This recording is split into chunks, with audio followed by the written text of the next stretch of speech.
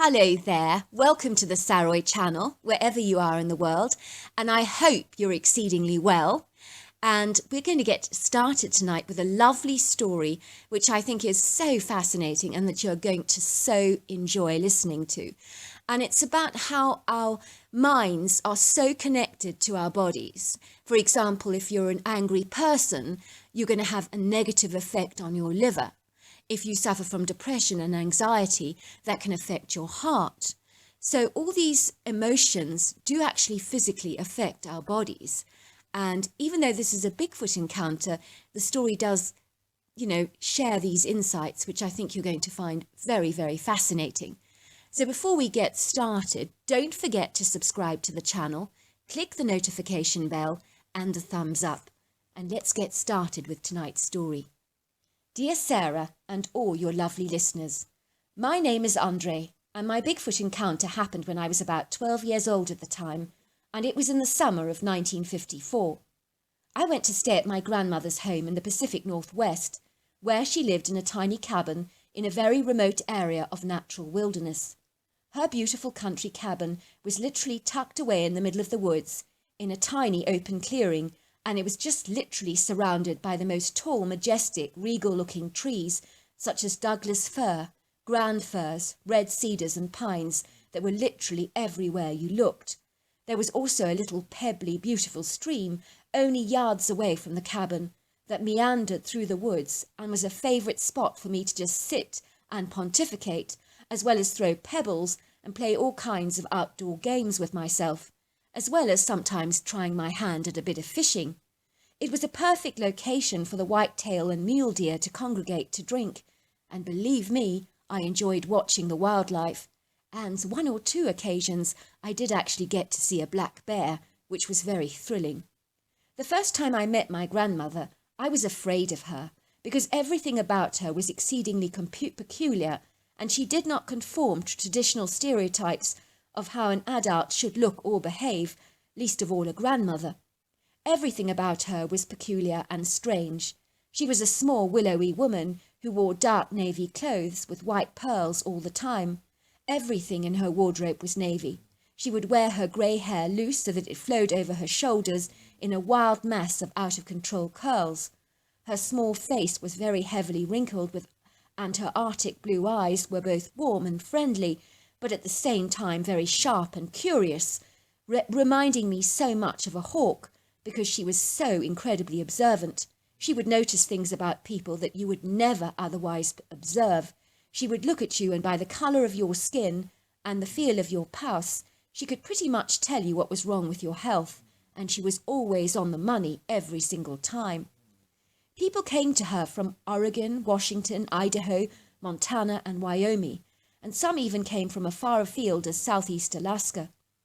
This was when modern medicine had failed them miserably, and they came to her as a last resort. My grandmother never charged for her services because she believed her gift was God-given and needed to be given freely back and generously without ever accepting any kind of repayment. My grandmother helped heal people from all kinds of illnesses, and she had a huge success rate. She would always say that all she was doing was strengthening the immune system to help the body to naturally self-heal. But she also believed that every single illness was connected to an emotion, like the liver was connected to anger, the kidneys to fear, and the heart with anxiety, depression, and deep sadness. She would tell me that all negative thoughts had a vibration, and every emotion was much more toxic to our body and much more deadly and poisonous than any food we eat. I was to learn that these negative emotions accumulate in the tissues of our bodies, and unless they're purged out by a change of mindset and thinking, they can become very serious disease within our own bodies. In the local town, she was known as the crazy wild woman, so people always went to her in secret, not only for her health treatments, but also for the great advice that she gave in areas of their life that usually lacked direction. I remember that one man came to see my grandmother, who was simply terrified of asking a woman on a date because he was much more painfully shy than other men and was terrified of rejection.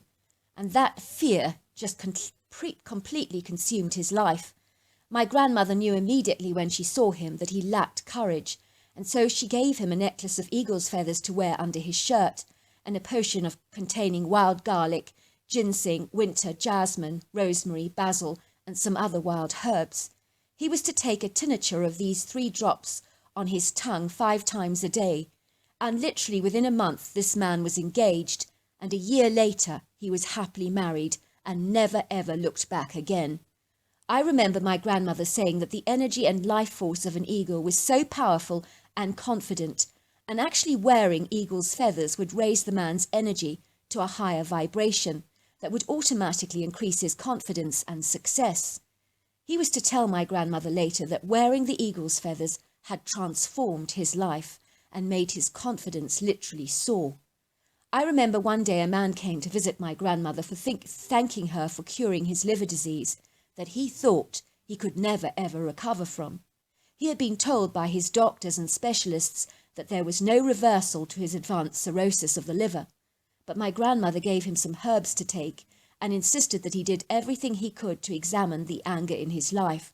You must remove it, she told him, and pull it out by the roots in order to detoxify yourself. You have to change your thinking and your attitude, and you have to be honest with yourself about what's going on in your life emotionally. He was cynical, but he did what my grandmother had said, and apparently the doctors were absolutely flabbergasted because his liver regenerated thoroughly, and even the scarring just completely vanished, which is a miracle in itself because every scarred liver does not normally heal. The man told my grandmother that once he changed his thoughts and got rid of his negative thinking and envy, he began to get healthy and happy. My grandmother's house looked like a witch's tavern. I know of no other way to describe it. It was like an Aladdin's cave full of the most fascinating treasures from all over the well, as well as fastidiously labelled bottles of phials and tinctures of different potions and lotions. If you walked into her house, you would possibly spend hours just looking at her bottles and reading some of the most peculiar ingredients that could be found in them, and that was fascinating, believe me. One day when I was staying at my grandmother's cabin, I opened the cabin door to find a strange hairy bundle lying on the front doorstep. It was curled up loosely in a deerskin, and I realised it was a baby of some kind, but it was barely breathing, and it was in a fetal position. It looked almost human-like, but it was covered in hair. I knew at once whatever this strange thing was, it was definitely dying. You didn't have to be a rocket scientist to realise that. I rushed into the house as quickly as I could and gave my grandmother the tiny little creature. I was terrified that it was going to fade away before my very eyes, as the creature appeared to have a bluish tinge to the skin. My grandmother felt the faint pulse of the baby and the dull heartbeat, and she looked very concerned. "It's dying," she said. "The baby is barely breathing. We've not got a moment to lose, otherwise we are going to lose it. We need to increase the circulation and oxygenate the body at once." I watched my grandmother shaving off all the creature's body hair. When she did this, she looked almost like a human, except its head shape was very cone-shaped, and the face was a great deal longer than a human's baby's would invariably be, and the eyes were very deep set, with very pronounced eyelids and thick lashes. "What kind of a baby is it?" I asked my grandmother. She looked at me and smiled. "He's a woodlander," she said. Isn't he absolutely adorable?" I watched my grandmother cover the baby with a blue lotion that contained chamomile, lavender, peppermint and eucalyptus extractions that smelt very much like camphor. She massaged these potions into the baby's body, tapping the creature's skin very, very quickly, especially around the chest area, and then she patted the creature's back quite hard. She spoke words of healing over the baby's body. The baby started to cough and splutter, and then it began to breathe, and I was so happy I was almost dancing up and down for joy and crying out, "It's going to live! It's going to live!" My grandmother smiled at my exuberant enthusiasm. "Would you like to return the baby to its mother?" she asked me. "Oh, yes," I said. "Where does she live?" My grandmother told me to follow the stream until I came to a bended sapling shaped into an arch, and that would tell me that I was in the right location. I was then to look for a very large oak tree stump close by this arched sapling, and I needed to check if there were any stones that were on this stump. If there were 3 stones on the stump, it would mean that the woodlanders were in the area. I was then to use the largest stone on the stump to bang the tree 3 times, and then I was to wait for 3 loud wood knocks in return, and then I was just asked to wait. So that's exactly what I did. It seemed very odd to me that I had to go through this strange protocol for these woodland people, but as a 12-year-old boy, it was rather exciting to me, rather reminding me of a secret code. I realised when I tapped the wood stump with a stone that it made a very particular sound that would be as recognisable to the creatures as a distinctive telephone ringtone might be to us. So in fact the sound was very significant to the creatures. I suddenly heard the 3 tree knocks in the wood that were very distinguishable and were evidently a response to the knocks I'd just made. I stood there waiting for the mother to arrive, and I got the shock of my life when I actually saw her. She was not what I was expecting to see. I was about to encounter a giant humanoid ape, but this is what this strange creature appeared to me. She was very colossal in size, and she towered over me at a substantial height of 9 feet tall, and she could have easily been 800 pounds and 5 feet in width, and that's no exaggeration. In other words, she was gargantuan. There is no other word to describe her. And she was covered in slightly matted dark chestnut hair that gleamed in the sun. Every part of her body rippled with muscle, and even her firm, pronounced feminine breasts were exceedingly toned. The face was bullet-shaped with a very distinctive, slightly wrinkled brow ridge, a very wide, flat nose, and a pair of deep-set, brown, lively-looking eyes. Initially, the creature looked concerned as she regarded me warily holding her baby in the deerskin. I realised suddenly that she might think it was dead, so I lifted up the baby's arm so that she could see that the tiny arm was actually moving. When the mother saw the baby's hands wiggling naturally on their own, she let out the most delighted squeak and rushed boldly towards me, taking the baby from me and gently cradling it in her long arms, with a rapturous look of delight on her face. She let out a loud whistle, and then very suddenly trees were moving, branches were shaking, and the ground was thundering, as creatures seemed to emerge from everywhere, from the high canopy of trees and from the thick undergrowth. Before I knew it, I was surrounded by several of these majestic, lofty creatures, all towering over me like marvellously magnificent forest giants, and I felt so small and inconspicuous by contrast. The creatures were chattering among themselves so excitedly, and what could only be described as a monkey language, and the little baby, bundled in the animal skin, was literally being handled from one woodlander to another, as every creature was making sure that the baby was indeed alive. It was like watching children together playing pass the parcel, and every time a woodlander got hold of the baby, they would let out a shrill whistle as if to say, "It's really alive!" The enraptured energy created by these curious creatures was literally electrifying. The mother then possessively took her baby and started to nurse it, and it suckled her breast hungrily for several long minutes.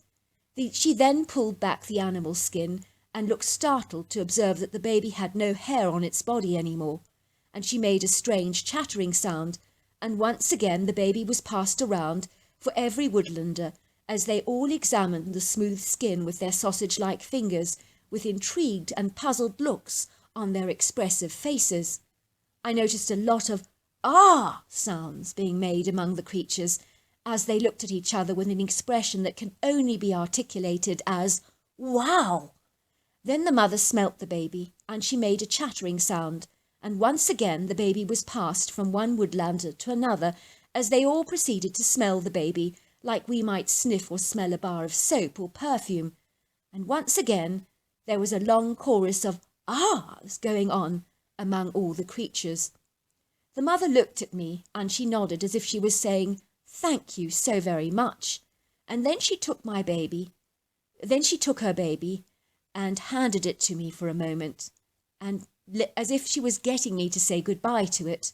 And then she took my hand and put something in my hand, closing my fingers over what felt like a stone.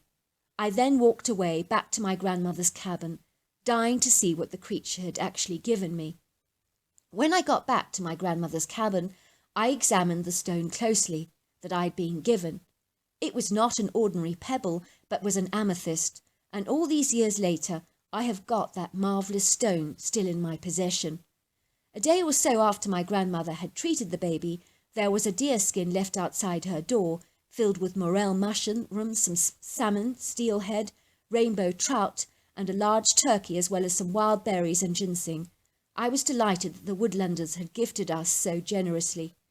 A week or so later, I was trying my hand at some fishing and simply failing to catch anything, and I was sitting on the side of the stream when out of nowhere a woodlander appeared and came sliding down a nearby tree like a fireman coming down a pole, and he darted towards the stream, and before I knew it, he had jumped into the water, and he managed to catch a few fish for me with a piece of timber he had sharpened at the edges to resemble a pointed arrow.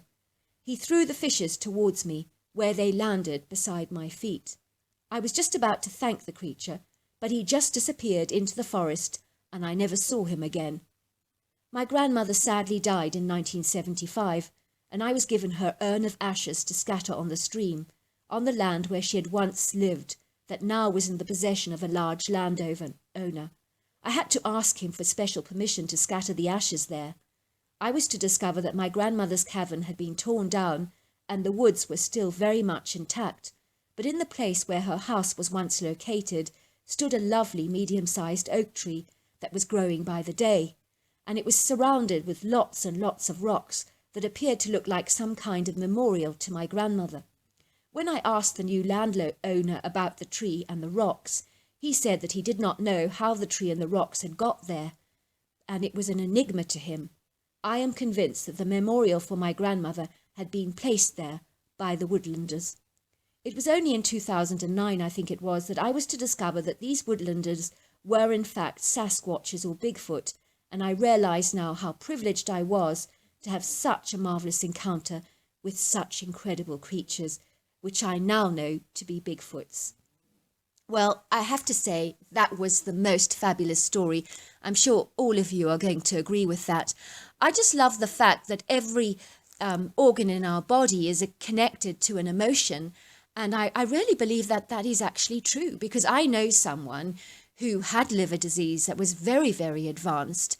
And this individual was a very jealous person, always envious of everybody. And I truly think that that might have had something to do with his condition. I could, of course, be incredibly wrong. But anyway, what a fascinating story. And I love the fact that this grandmother just treated people with so many conditions and had such an enormous success rate. So what an amazing story. And till next time, goodbye and good night.